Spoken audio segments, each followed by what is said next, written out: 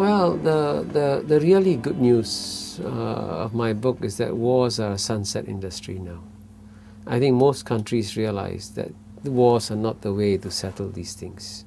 And indeed, paradoxically, China understands this better. I mean, if you look at the amount of money United States spends on its nuclear program, the amount of money that Russia spends on its nuclear program, China spends a minuscule amount.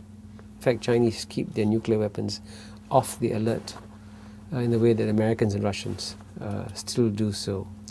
And I think the only positive thing that has come out of the Iraq war, by the way, is that the whole world can see that the world's greatest, most powerful military power in the world, that spends almost as much on defense as the rest of the world combined, cannot invade and occupy one small country called Iraq. It shows how difficult war has become, right?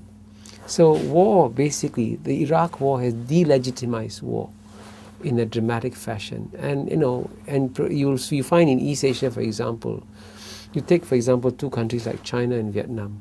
As recently as 1979, there were 1 million Chinese soldiers confronting 1 million Vietnamese soldiers.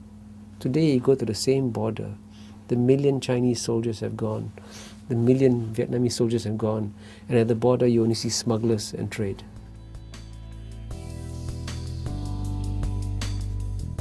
Well, I think that will be a challenge, and I think that's why you need to develop a new global partnership on issues like this. You know, at the Lee Kuan Yew School of Public Policy, we have launched a project on global governance, you know, resulting from a conversation I had in Davos with Ernesto Zedillo, former president of Mexico, Joseph Stiglitz, the Nobel Prize winner, and Pascal Lamy, the head of WTO.